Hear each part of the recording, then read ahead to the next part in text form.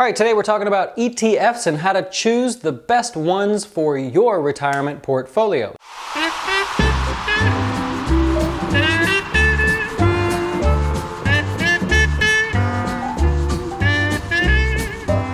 Now, I'm not really here to tell you specifically which ones to choose, but if you'd like, you can sign up for our newsletter on our website, jazzwealth.com, and you'll actually get to see the videos that I send to our clients.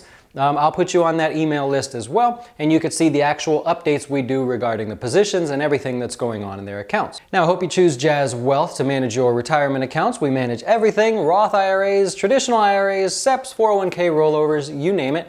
We're here for you. But if you are one of the DIY investors, good for you. I'm here to help. Let's talk about picking ETFs. Now, there are 4 things that I want you to keep in mind when picking ETFs for your portfolio, and I'm gonna go in order of importance. All right, in order, here we go. Liquidity, balance, purity, and fees, or to make it easier, le bluff. Okay, well, first is liquidity, and it is by far the most important. There's not many other people that would disagree with me. Liquidity is the ability to get in and out of something at will, to be able to change your mind at a split-second notice and be able to get out, have someone willing to take that position from you, and not have to pay crazy fees, right? Liquidity, very, very important. Now, most of the popular ETFs out there are completely liquid. You're not gonna have any problems, but be careful. There are a lot of new ones. You know, there's actually more ETFs now than there are individual stocks. Not all those ETFs are being traded by people, so liquidity could be an issue. Second is balance. Now, this has to do with adding multiple ETFs to your portfolio, or as many people call it, diversification. The idea is you want to kind of balance everything out. You don't want to bet everything on a bunch of gold ETFs or a bunch of oil ETFs. You want to have a split, right? So if you bought, say, the XRT, that's a retail ETF, then you want to balance it out with something other than retail, right? Make sure it's completely separate, like gold. IAU is an ETF for that. Those two are completely different, and you certainly would be diversified in that case. And the third thing to look at is purity. Now, not every ETF is truly dedicated to what they say they are.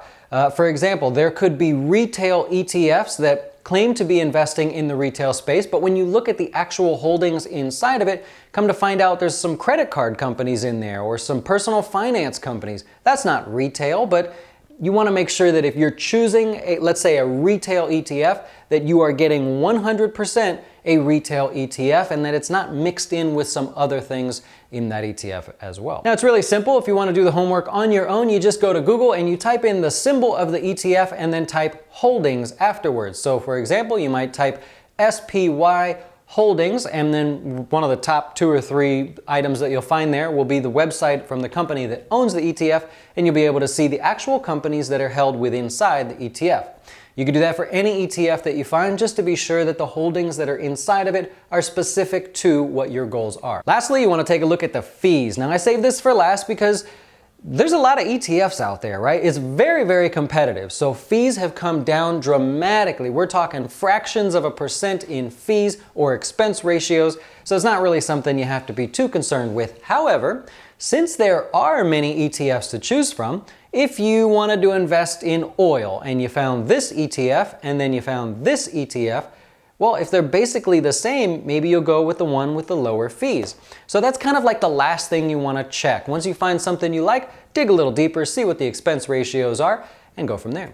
Okay, I hope this helps. If so, hit the like button, hit the subscribe button if you're watching this on YouTube. Lets us know you're out there. Leave a comment, good or bad. I can handle it, I promise. Now, if you want someone to manage your retirement accounts, that's this guy right here. That's what I do. I can choose the investments for you. I can make sure you are on track for your retirement goals or your general investing goals.